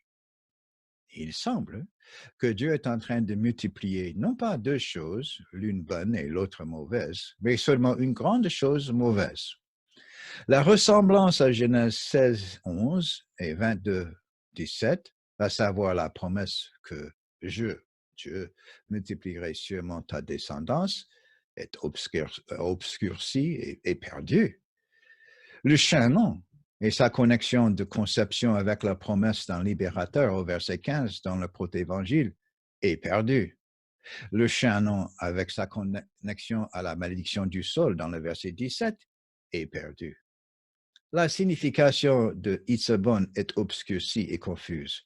Itzebon acquiert la signification de douleur au lieu de garder la signification unique de peine à cause de la malédiction imposée au sol par Dieu. Etsev acquiert la signification de douleur au lieu d'effort. De la deuxième ligne, le verbe « tu mettras au monde des enfants » est emprunté et reformé en un nom en place et placé dans la première ligne. Cela fait qu'Itzebon est appliqué par erreur à la naissance des enfants au lieu d'être appliqué au sol. Une préposition a été inventée pour adoucir les changements introduits dans le texte, le faisant paraître plus raisonnable. Elle remplace un pronom. Le mot ta conception devient donc dans l'accouchement. Ce mélange trompeur des mots par les traductions modernes rappelle étrangement le passage de Genèse 3, 1 à 5, où le serpent réarrangea astucieusement l'ordre des mots du commandement donné par Dieu dans Genèse 2, 16 à 17, et où il bouleversa totalement le sens des paroles de Dieu.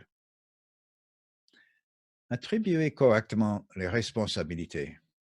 Dans la première ligne de Genèse 3,16, Dieu dit clairement à la femme qu'il va agir et faire en sorte que deux choses surviennent. Dans les lignes 2 à 4, Dieu n'agit pas davantage. Il explique à la femme ce qui se passera maintenant qu'elle a un corps mortel et un mari pécheur. Dans les lignes 2 à 4, Dieu n'agit pas davantage. Dans la première ligne, Dieu est l'agent qui agit. Je mettrai. Dans les lignes 2 à 4, Dieu apprend simplement à la femme ce qu'elle expérimentera à cause des conséquences de son péché.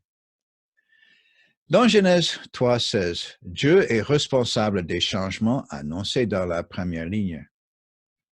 Le péché et la mort sont à la base des changements que Dieu explique dans les lignes 2 à 4. Les mots hébreux numéro 6 et numéro 7. Dans la seconde partie de la ligne 2, Dieu emploie le verbe hébreu yalad, mot numéro 6, pour décrire l'acte qui consiste à donner naissance à des enfants.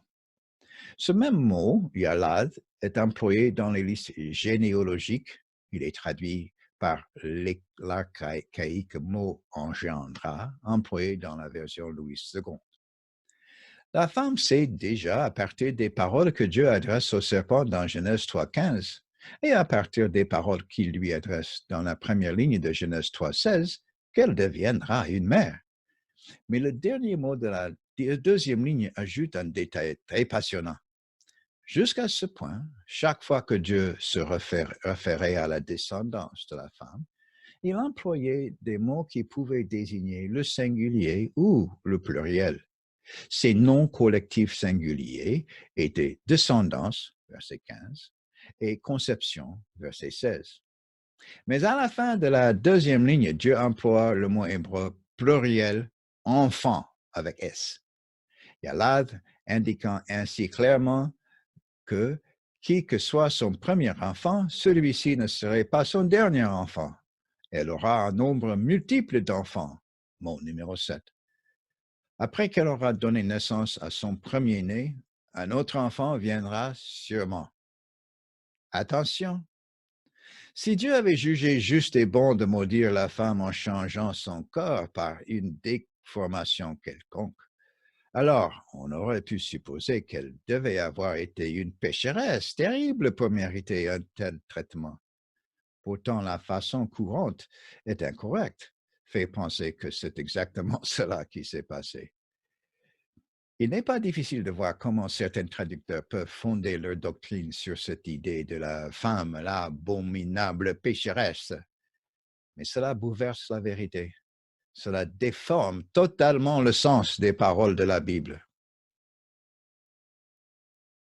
Nous arrivons à la troisième ligne. Un désir désirable. Et deux mots en hébreu. 8, ton désir. 9, envers ton mari. À ce moment critique de son histoire personnelle, quand la femme se trouve face à face avec Dieu, elle s'attend à entendre les détails supplémentaires que Dieu veut lui révéler. Dieu ne la déçoit pas. Quand la femme et l'homme commençaient leur vie ensemble, Dieu avait jugé toute la création comme étant très bonne. Genèse 1, 31.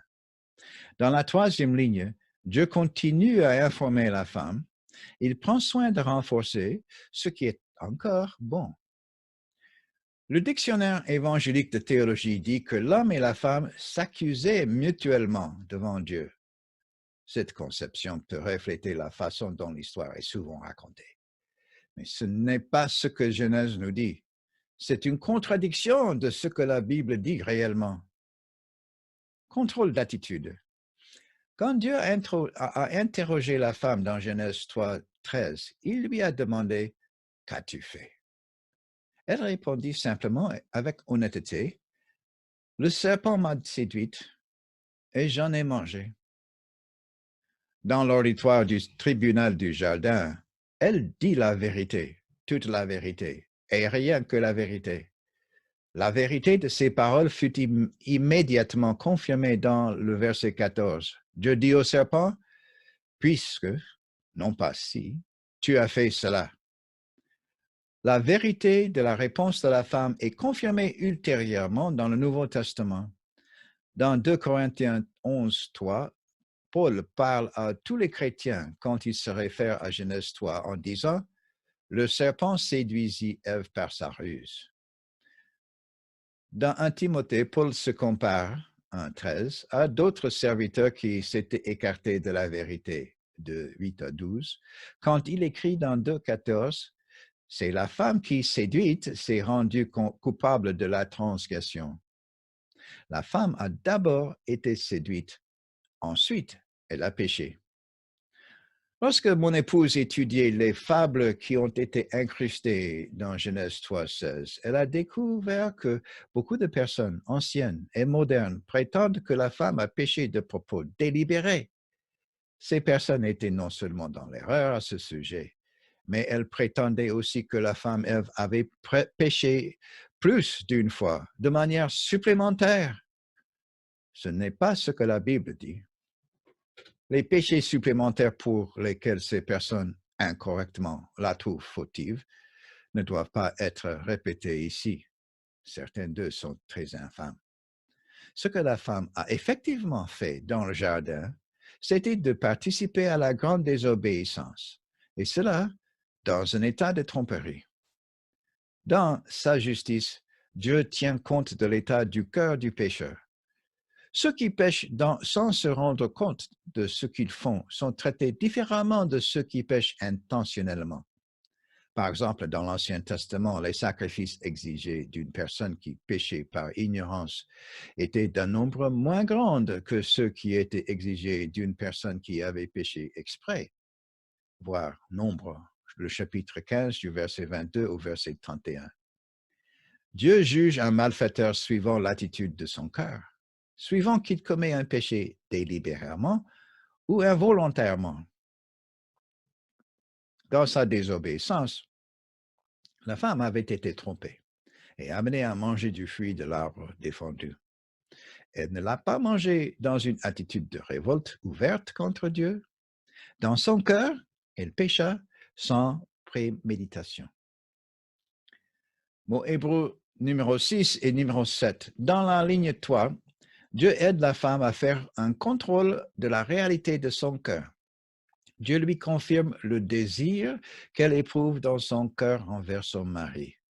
Cela est une bonne chose que les deux éprouvaient ensemble dans le jardin. Verset 2, 25. Avant et après la chute. Quand Dieu a créé la femme, l'homme en était clairement transporté de joie. Il a éclaté en un chant poétique. 2, 24. Dans tout ce que l'homme et la femme faisaient ensemble dans le jardin avant de désobéir à Dieu, ils n'avaient point honte. 2, 25. À un moment donné, le serpent est venu. Il a séduit la femme et l'a amenée à manger du fruit de l'arbre interdit. Et ce qu'elle a admis, 3.13, quand elle a partagé le fruit interdit avec l'homme, c'était dans un état d'erreur et non en tant que l'aide de Satan. Quand Dieu a parlé à la femme dans la troisième ligne, son désir est toujours pour son mari. Son cœur se porte encore vers son mari. Et Dieu le dit effectivement. La troisième ligne dit cela sans employer de verbe. Il est propre d'insérer dans la traduction de cette phrase le verbe « et » pour indiquer l'état de son être. Le désir qu'elle éprouve pour son mari est toujours comme avant. Le mot hébreu numéro 8 employé pour décrire son cœur est « teshuka » en hébreu ou « désir ». Dans la ligne 3 de Genèse 3.16, Dieu examine le cœur de la femme et constate que, oui, elle désire encore son mari. Le mot amour n'a été employé nulle part dans la Bible jusqu'ici, mais il convient ici. Cependant, le mot désir n'est pas employé pour décrire l'homme. Dieu fera des observations sur sa conduite dans la quatrième ligne. L'évaluation du cœur de la femme par Dieu dans la troisième ligne servira d'unité de mesure quand il comparera l'état du cœur de l'homme dans la quatrième ligne au désir affectueux de sa femme. Attention, un commentateur respecté du XXe siècle a très mal interprété la troisième ligne.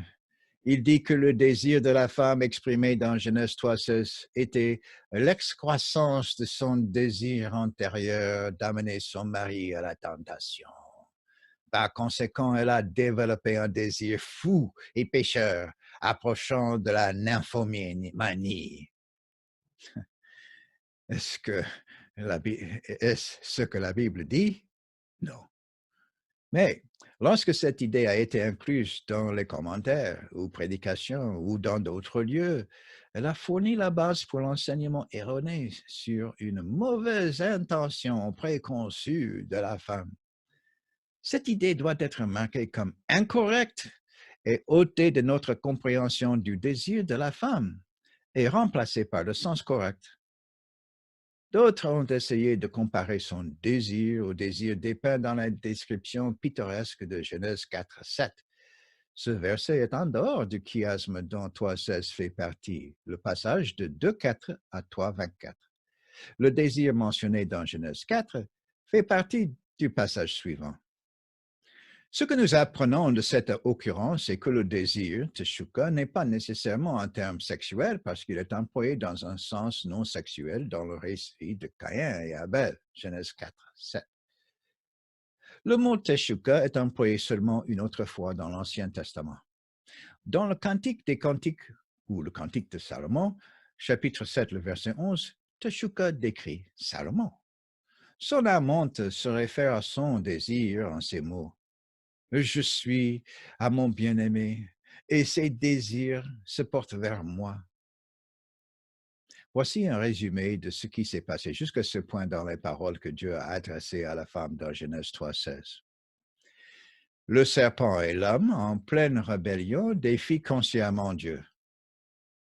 Les paroles que Dieu leur adresse à chacun d'eux suivent le même schéma. La femme pêche après avoir été trompée et séduite par le serpent tentateur, que Christ appellera plus tard le père du mensonge, du mensonge. Dieu ne parle pas à la femme de la même manière qu'il parle aux deux autres personnages. Dieu ne dit pas à la femme, puisque tu as, comme il le fait pour les deux autres personnages. Dieu ne prononce pas de malédiction, erreur en hébreu, sur la femme, comme il le fait avec les deux autres personnages. Dieu ne maudit pas le corps de la femme, comme il maudit le corps du serpent. Dieu ne maudit aucune chose à cause d'elle, comme il maudira la terre à cause de l'homme. Dieu parle à la femme de la peine qu'elle expérimentera comme l'homme quand ils travailleront tous les deux, tous deux, sur le sol maudit.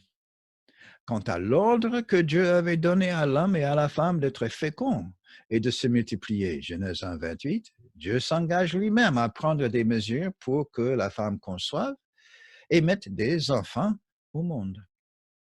La descendance ou progéniture de la femme inclura un libérateur qui écrasera l'ennemi de la femme. Dieu dit à la femme comment elle expérimentera en tant que mère mortelle de l'effort qui accompagne la naissance d'un enfant. Dieu constate que la femme désire toujours son mari. Le mari déchu. Genèse 3, 16, mot en hébreu 10, mais il. 11, dominera sur toi. Avez-vous jamais remarqué que lorsque vous allez quelque part pour la première fois et que vous revenez ensuite, le voyage de retour paraît plus court? À l'aller, chaque détail est nouveau pour vous. Le voyage semble interminable. Et dans un sens, il l'est, parce que vous n'êtes jamais arrivé à la fin de ce voyage auparavant. Mais au retour, le voyage paraît plus court. Vous connaissez les deux bouts du trajet. Les détails ne sont plus inconnus pour vous. Vous êtes plus décontracté et vous vous sentez plus sûr de vous. La femme du jardin d'Éden était embarquée dans un voyage qu'elle n'avait jamais entrepris auparavant. Chaque étape de ce voyage était nouvelle. Elle venait juste d'apprendre de Dieu des choses importantes sur elle-même. Maintenant, elle avait besoin de connaître une chose de plus, et l'homme. En effet, Dieu connaissait plus de choses à son sujet qu'elle n'avait remarqué. Dieu savait que l'homme avait désobéi et péché de propos délibérés. Dieu savait aussi que l'homme était encore dans un état de révolte. Lorsque l'homme parla le premier et ne défendit que sa propre cause dans Genèse 3, 12, Dieu remarqua que l'homme n'avait pas mentionné le serpent et que d'un ton de défi, il avait accusé la femme et lui, Dieu, d'être les causes de sa difficulté. La femme que tu as mise auprès de moi, elle m'a donné de l'arbre et j'en ai mangé. Conscient de tout cela, dans la ligne 4 de Genèse 3,16, Dieu parle à la femme de l'état du cœur provocateur de l'homme. Dieu l'avertit des eaux troubles qui s'étalent au-devant de sa route, mais il dominera sur toi. Un dirigeant désaligné. Il est difficile de dire combien ces derniers mots, mais il dominera sur toi, ont dû paraître étranges à la femme. Sûrement, cette nouvelle pensée était difficile à comprendre. Jusqu'à ce point, Dieu seul dominait sur les êtres humains. Les êtres humains étaient des co-dirigeants du reste du monde créé par Dieu. Comme Dieu dominait sur les humains, à leur tour, ceux-ci dominaient sur les poissons, sur les oiseaux et sur les animaux. Genèse 1, 28. Mais l'idée d'un être humain dominant sur l'autre était totalement incompréhensible. Si cela était vrai, alors qui dominerait sur l'autre humain? Dieu n'avait dit à aucun d'eux de dominer sur l'autre.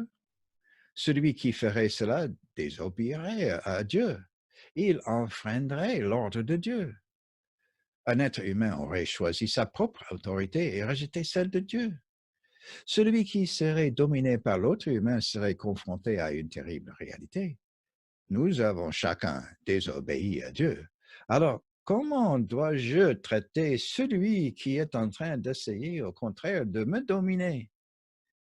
Dans les paroles que Dieu adresse à la femme, l'avertissement contre la domination d'un être humain par un autre est décrit. Mais cette domination n'est pas approuvée, elle est identifiée par Dieu, mais elle n'est pas instituée par lui. Attention, cette domination d'une personne sur l'autre est l'acte d'un pécheur. Elle est décrite, mais non approuvée. Ce n'est pas quelque chose que Dieu impose. Défendant sa propre cause. Quand Dieu a interrogé l'homme et la femme après leur désobéissance, l'homme prend la parole le premier. Il ne parle que pour lui-même. L'homme et la femme avaient tous deux mangé du fruit de l'arbre interdit. Tous deux avaient éprouvé de la honte. Tous deux avaient essayé de se cacher de la face de Dieu. Mais l'homme s'est désolidarisé. Mais l'homme s'est désolidarisé de la femme en l'accusant. Terrible. Il a parlé comme s'il avait de nouveau été le seul être humain sur la terre. Et il s'est désolidarisé de la femme. Quand l'homme a parlé, il s'est aussi séparé de Dieu.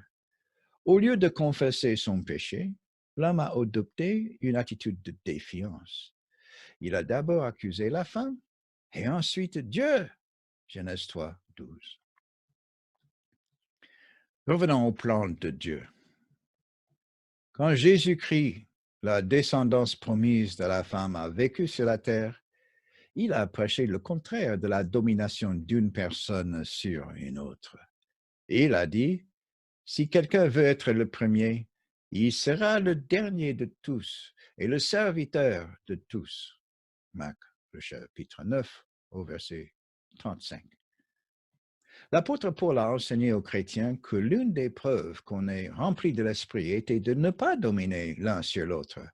Au lieu d'encourager la domination des uns sur les autres, il a demandé au contraire à tous les chrétiens qui étaient remplis de Saint-Esprit de pratiquer l'autosoumission réciproque et mutuelle. Éphésiens 5, 21, vous soumettant les uns aux autres, créés pour être des alliés. Dans Genèse 2, quand Dieu a créé la femme, il l'a décrite par rapport à l'homme. En deux mots hébreux remplis de sens, ezer, kenegdo, Dieu a décrit comment, ou mieux combien, les deux partenaires avaient été créés pour aller ensemble. Ils avaient été faits l'un pour l'autre. Une fois qu'ils étaient ensemble, ils devaient être un couple plein de ressources et satisfait, et ensemble se sentir chez eux dans Éden. Les versions de la Bible en langue moderne traduisent ces deux mots hébreux de manière embrouillante et contradictoire. Mais il n'y a vraiment pas de raison de créer la confusion. Ces deux mots de Genèse 2, 18 ne sont pas si difficiles à traduire. Un ezer kenegdo est quelqu'un qui travaille en collaboration avec quelqu'un d'autre. Tous deux travaillent ensemble et ils s'aident mutuellement en partageant leurs forces. Pour ce qui concerne le mot ezer, la plupart du temps où il est employé dans la Bible, il est employé pour décrire Dieu. Dans Deutéronome, le chapitre 33 au verset 7, Dieu est l'Ézer de Juda. La Bible Louis II, dans son édition révisée de 1993, traduit le mot hébreu Ézer comme signifié que tu lui sois en aide contre ses ennemis. Il est l'Ézer qui aide avec sa force supérieure. La Bible emploie aussi le mot Ézer pour décrire un roi qui aide un autre comme des alliés qui livrent bataille au même ennemi. Le mot Ézer se réfère à quelqu'un qui aide en partageant sa force avec quelqu'un d'autre, comme Pharaon dans Ésaïe 30, du verset 1 au verset 5. Pour ce qui est du mot konegdo, ce mot évoque l'image de deux personnes qui se trouvent l'une en face de l'autre. Il peut être traduit comme vis-à-vis, visiblement en face l'un de l'autre, correspondant à. La femme est l'ézer kenegdo de l'homme. Elle est donc une alliée correspondante ou la partenaire correspondante de l'homme. À partir du moment où la première femme a été créée, voilà ce qu'elle était, le vis-à-vis, l'aide, l'alliée correspondante, la partenaire correspondante de son mari Adam. C'est pour cela qu'elle et son mari avaient été créés. La femme a appris sans doute par les discussions qu'elle et son mari avaient eues avec Dieu, comment Dieu l'avait décrite, même avant sa création. Elle comprenait que Dieu avait eu l'intention de les créer tous les deux et comment il les avait créés. Sa compréhension était correcte et n'avait pas besoin d'être modifiée. Ils avaient été créés pour être des partenaires et des alliés. Hérésie médiévale. Quand mon épouse et moi faisions nos études à Strasbourg, en France, j'eus l'occasion d'accéder à une vieille copie de la traduction de la Bible en français par Jean Calvin. Cette Bible était très différente des Bibles modernes dans la façon dont ces pages étaient présentées. Les versets n'étaient pas numérotés.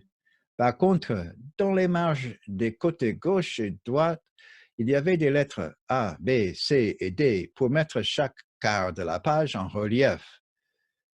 Je lus aussi une copie des commentaires de Calvin. Je vis que Calvin avait mal interprété le mot allié ou aide, Ezer, dans Genèse 2, 18. Comment avait-il pu faire cela?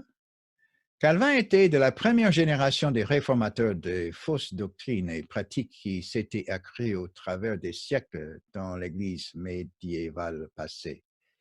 Il était parvenu à traiter de beaucoup de choses qu'il rectifia, mais pas tout. Les théologiens catholiques romains de son époque fonctionnaient dans une Église hiérarchique. Ces théologiens soutenaient l'idée incorrecte que la femme avait été créée pour être subordonnée à l'homme, qu'elle avait été créée pour être la partenaire subalterne de l'homme. J'étais étonné de lire le commentaire que Calvin faisait de 2.18. Il décrivait la femme comme étant une aide cuisinière. Aide cuisinière? La compréhension incorrecte que Calvin avait du sens du mot hébreu Ezer fut transmise à ses adeptes. Par conséquent, cette erreur fondamentale donna une fausse tendance à une grande partie du reste de la théologie qu'il écrivit. Cette théologie incorrecte persiste parmi des adhérents jusqu'à ce jour. D'après Genèse 2, 18, correctement compris, la femme n'était pas la partenaire subalterne de l'homme, ni son adjointe. Elle avait été créée pour être l'allié de l'homme, quelqu'un qui lui correspondait. L'Éternel Dieu dit, « Il n'est pas bon que l'homme soit seul, je lui ferai une alliée, Ezer ou Ed, correspondant à lui, Kenegdo ou vis-à-vis. » Dans Genèse 3.15, Dieu décrivit le conflit qui opposait la femme au serpent et y mit son cachet d'approbation. Cela faisait partie du bon plan de Dieu. Il combinerait en la défaite du tentateur, le serpent. Mot hébreu numéro 10, mais il. Quant à la révélation, à la relation affectueuse de la femme avec l'homme, Dieu n'y introduit pas de changement et n'approuve pas de nouvel arrangement entre les deux partenaires. Mais, en ligne 4 de Genèse 3.16, il avertit la femme en signalant que l'homme a changé. Au travers des âges, la force, la pureté, l'amour et la justice de Dieu ont été oubliés. Séparément du vrai Dieu, les humains créent des dieux et des esprits qui sont corrompus. Ceux-ci sont représentés comme ayant tous les défauts que les humains pécheurs voient en eux-mêmes, parce que des êtres humains déchus ne peuvent rien imaginer plus élevé qu'eux-mêmes. De la même manière, les gens qui jettent un regard en arrière, en étant en dehors d'Éden, éprouvant des difficultés à imaginer un vrai bon portrait d'époux sans péché, communiquant harmonieusement l'un avec l'autre. C'est l'une des raisons pour lesquelles les premiers chapitres de Genèse sont si importants. Ils vont au-delà de nos imaginations déchues et nous introduisent à la vie telle qu'elle était dans Éden. et à ce que Dieu nous avait destiné à être. Ces premiers chapitres nous disent comment nous étions censés être en tant qu'individus dans notre relation avec Dieu et en tant qu'individus dans notre relation avec notre conjoint ou conjointe. Mot hébreu numéro 11 dominera sur toi.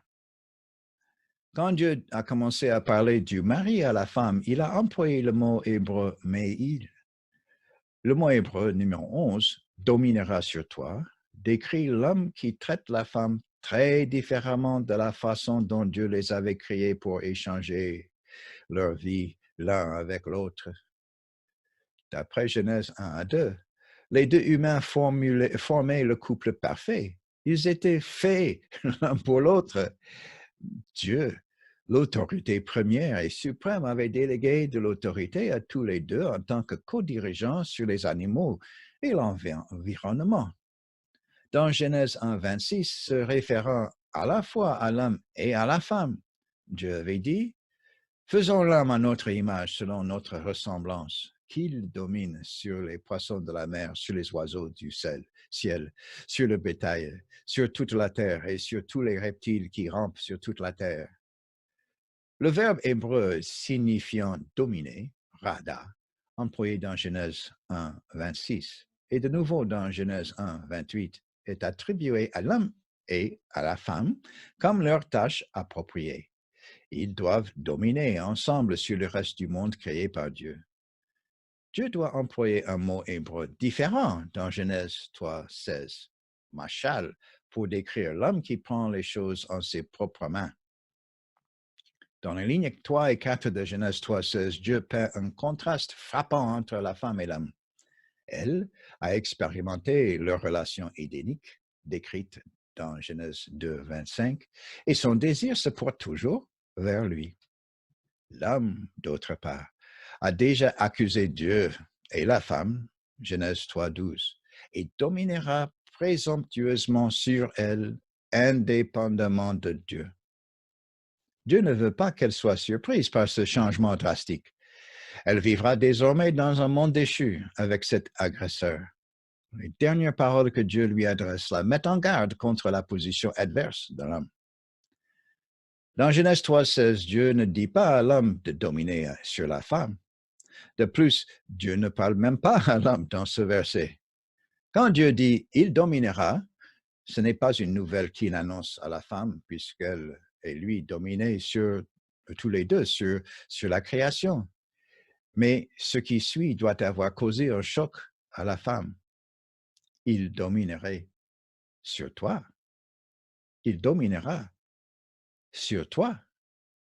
C'était comme si elle avait appris que son partenaire était un homme mort, ambulant.